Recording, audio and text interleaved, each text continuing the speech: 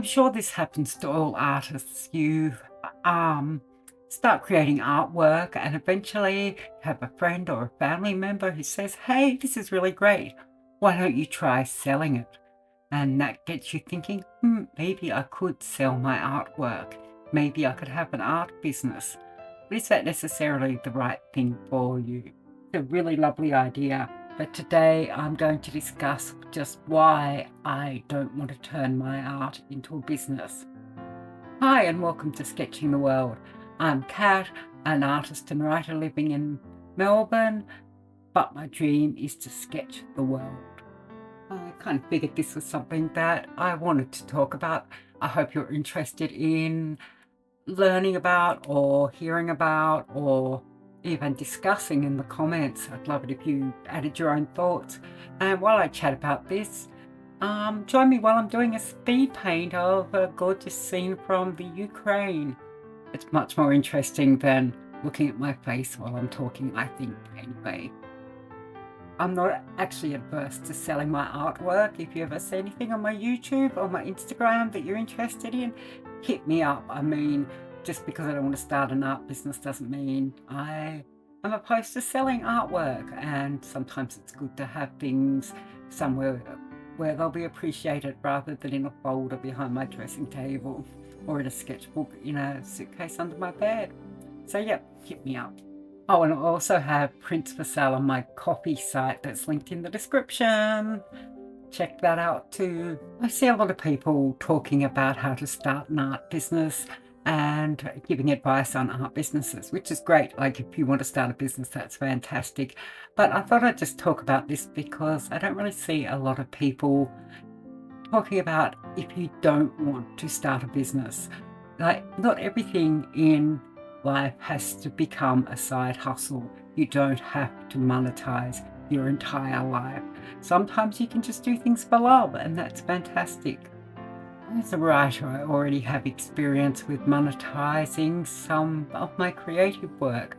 It's something I've been doing for nearly 10 years now. I've written about 30 novels, started out just doing it as a hobby, then selling short stories to publications, and now I self-publish my writing. And so I already have a creative business, if you could call it that. It is definitely a business. And yeah, that's one of the reasons why personally I wouldn't have an art business as well. The problem with an art business or a creative business is that you have, well, the name says it all, the two sides. The creative, which is the fun part, and the business side. You've got both the left and right hand sides of your brain having to be fully engaged, and it can be incredibly difficult to shift between those two things. Of course, there are strategies to deal with this, especially if you're doing creative work full time.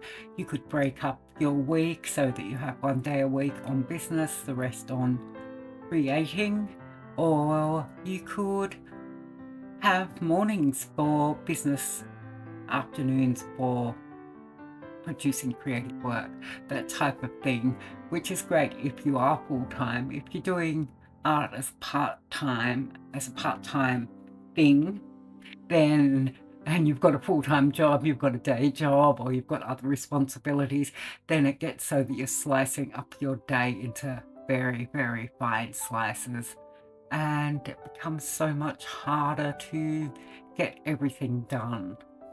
Then if you do decide to create work to sell, to have as a product for your business, the next thing is promoting your work either to clients as an illustrator or to just the general public if you're selling original artwork and prints, or maybe even to a gallery. And increasingly, promoting your work means algorithms. Algorithms, to put it plainly, suck balls. I hate algorithms. I hate having to deal with them. They're a necessary evil of modern life and something we all have to deal with either as a consumer or as a creator. But yeah, so if you're wanting to get your artwork out there to get sales, you have to learn to work with maybe Instagram, which has its own algorithm, with places like Etsy, or even just generally, like if you've got a website, getting people onto your website and to actually look at your art. So yeah, that whole algorithm thing. And as a writer, there's also like Amazon algorithms that I have to learn and deal with. There's only so much space in my brain for actually like learning and working with different algorithms too. I mean, most of them are hungry little buggers who just want to gobble up everything. Like you're constantly feeding them, creating new artworks, creating content to get pushed out by the algorithms. If you're not keeping up a constant schedule, then you just sink into oblivion. So yeah, it's a horrible, horrible thing to have to deal with. It's not, you're never being assessed on your merit, but more how you play the game and learn the rules of these algorithms that we deal with. So that's something I would really prefer to have less of in my life.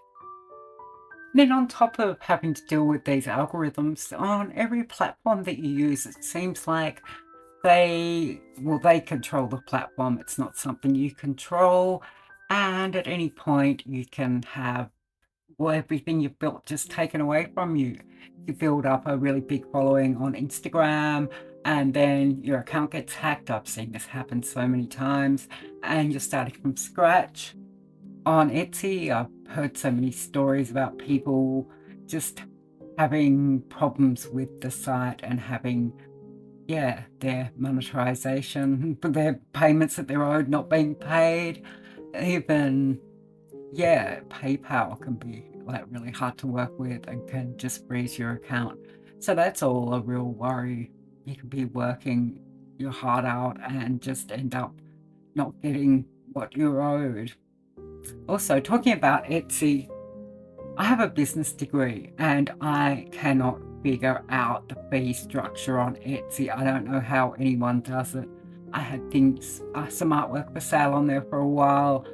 And when I sold something, just all these fees, like not just for the product I sold, but for every product in my shop come out of my account. And so I went into the negative for that. And yeah, pretty much decided to give Etsy a miss after that. I don't know anyone who sells on Etsy that actually likes the site. So I don't know, maybe there are some people it works for, and some people who use it as a product, as a platform. I mean, as a platform to get their work out there, but I don't think anyone really enjoys using it. There are other things too, and I don't want to sound really negative here. I don't want to sound like I'm just, complaining about everything, but these are things that I really hate and that really put me off selling my work. The first one is with doing prints, I hate scanning things. Well, the scanning's okay. It's doing the cleanup after I scan, whether that's in Procreate or some other program. Something I'm not good at and probably would get better with experience, but not something I want to spend my time on. I think it's a lot easier if you do digital art, and I think there's a lot more markets out there if you're doing that sort of cute digital art that works well on stickers or little postcards and that kind of thing. The other thing I really hate is going to the post office. I see these people doing shop updates on YouTube or on Instagram, and they're creating all these products, all these lovely, lovely products, and then setting up their shop, having limited time shop, or maybe just doing an update of products, and then having to package up all their products and send them out. And thought of that just hurts. It hurts. I am not the sort of person that's good at doing things like that. I'm good at being organized in some ways, but not with that kind of organization. It doesn't really work for me. I feel like I'd be the person who would end up sending the wrong things to people or getting all my parcels mixed up. I mean, I've had enough trouble a few times. I've sold things on eBay when I've been doing a big cleanup, and having to send out like 10 parcels in the mail is enough to have my brain just needing a holiday. So yeah, having to post out a heap of orders, keep everything all nice, packaging it all, protecting it all, putting everything in to protect it, it's not for me. It's never gonna happen. And yeah, that's before you even get to the post office. I know there's some ways you can avoid this, like maybe buying all your packaging material and having things like working with, don't know what it's called, you know, when you buy a satchel, a prepaid satchel or something, and then you can just put them in the post box. You don't have to go to the post office. But even that's a lot of planning. And then, you know, you don't want to buy a whole heap of packaging material and find out you bought the wrong stuff. Lots of issues with actually dealing with physical products. Plus, I wouldn't have anywhere in my tiny apartment to store physical inventory. Oh, I think I'd have to have everything under my bed or something like that. So yeah, these are all things that really put me off selling my artwork.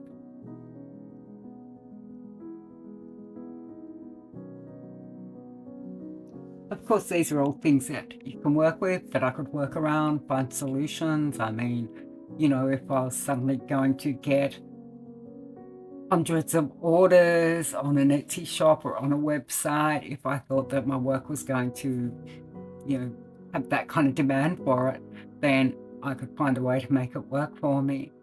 But the one thing that I find really difficult, and I've really found this with my writing, is that once you start doing it as a job rather than as something, a hobby, I feel like people look down on the word hobby, like, you know, oh, you're just doing this for a hobby. But, you know, hobbies are great. Hobbies are wonderful.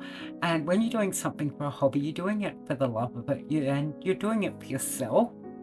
Once you monetize that, you're doing it for other people. You're doing it for the market. I'm doing air quotes there for market, the market. But yeah, like writing to market or creating art to market. You're thinking about the audience you're creating for. You're not thinking about how much you're doing it for your own pleasure, doing it for your own joy. And that's, well, you know, if that's how you want to earn your living, then yeah, like you're not going to be, oh, I don't want to become a full-time artist because I don't want to create work for other people. But it's not something that I'm drawn to. I'm wanting to do this for me. I'm selfish. I want to enjoy my art. I want to enjoy what I'm doing. I don't want someone, well, it's not actually like someone's going to come and say to you, oh, I only want you to draw greenhouses. And then you just spend the rest of your life drawing greenhouses. It's more, well, not greenhouses, but houses that are green, or greenhouses. But yeah, like if you're selling on Etsy or selling on your own website, then you're looking at what sells. If, you know, this type of drawing sells, if a cityscape sells and still lifes don't, you're going to be more inclined to do cityscapes, not still lifes. I mean, you get enough of this. Well, I do. I get enough of this kind of thinking, just being on Instagram and maybe certain artwork that I do gets a lot more likes or gets a lot more engagement, and start thinking, well, maybe I should just focus on the things that are popular. But then you, yeah, can get into a rut. You can get into, oh, I have to do this one thing rather than experimenting. And that's a whole other issue that, yeah, when you're doing something to sell, when you're doing something to monetize, then it's a lot harder to actually put time into experimenting and veering off into different directions rather than doing something. Like if you know something, product X or art style X is going to pay the bills, whereas style Y is, you know, off in this gray area where you have no idea whether you can sell it or not, then you get very stuck in what you're doing. And yeah, then it becomes a job. I mean, you often hear that quote, do something you love and you'll never find something you love and you'll never work a day in your life, which I think is complete and utter BS. And I'm saying this as a writer. No matter what your job is, there are days where you don't want to sit in the art room, or days when you don't want to sit at your writing desk or whatever. And, sometimes I'll be thinking, oh, it'd be so nice just to have an office job where I could go in and, um, photocopy documents all day, or data entry because someone else is telling me what to do. Someone else has got all the responsibility. I'm not running my own business. Well, I wouldn't be running my own business if I was working in an office. I could just go in, do my job, come home and forget about it. So yeah, hopefully this has given you something to think about. I'd love to know whether you agree with me, disagree, whether you enjoy doing art as a hobby, or whether you either are making money from your art or that's something you aspire to do. I mean, I don't want to discourage anyone from following their dreams. And if you've got the energy, you've got the drive to do that, then I think there's a lot of room for everyone to have success. But yeah, as I said, it's not for me. It's not something I really aspire to do.